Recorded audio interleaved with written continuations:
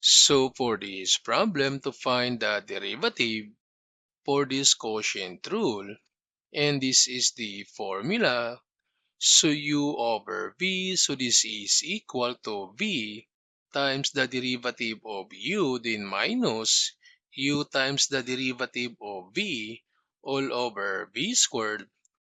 So for this given, so this is u over v.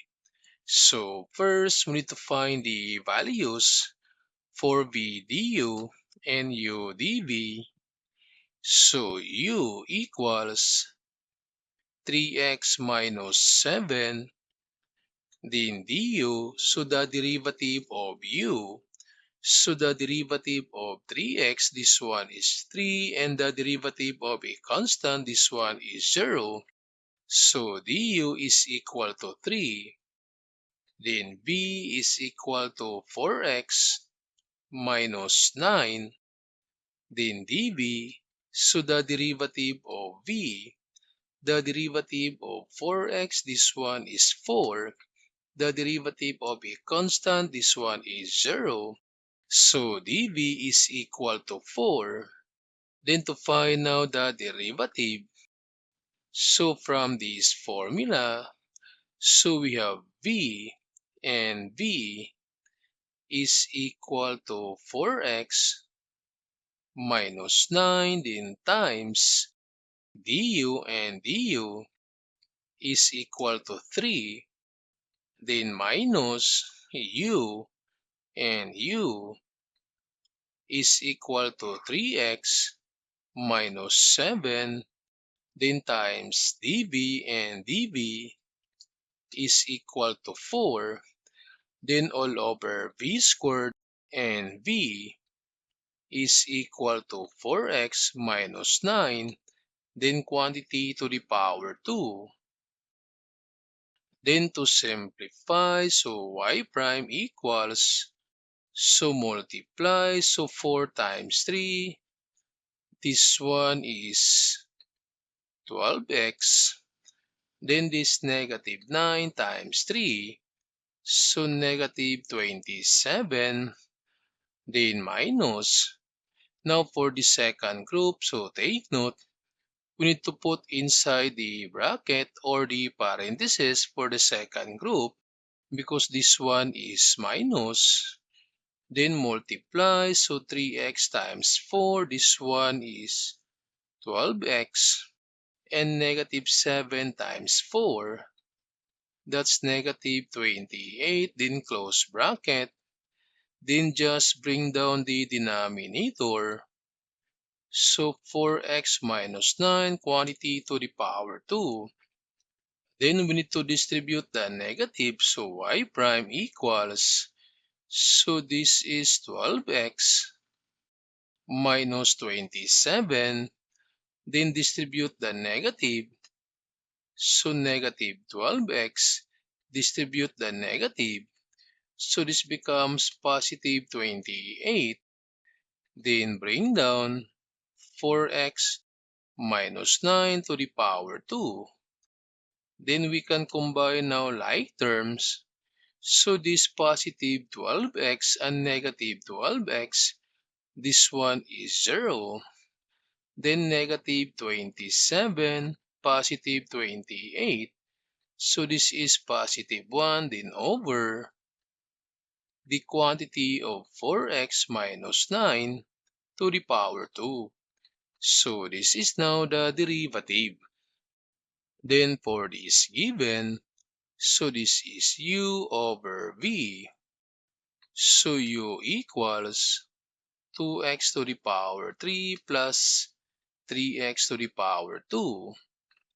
Then du, so the derivative of u, so the derivative of 2x to the power 3, so 2 times 3, this one is 6x minus 1 for the exponent, so to the power 2.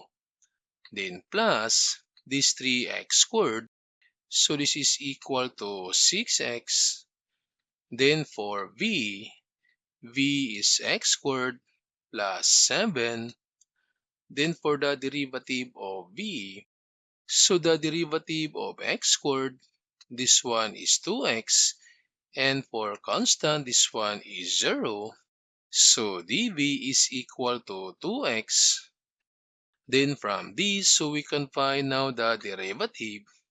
So from the quotient formula, so we have v, and v is equal to x squared plus 7, then times du. So the derivative of u, this one is 6x squared plus 6x, then minus u, and u is equal to 2x to the power 3 plus 3x to the power 2 times dv, and dv is equal to 2x, then over v squared and v. So we have x squared plus 7 quantity to the power 2. Then to simplify, so we have y prime equals, so multiply.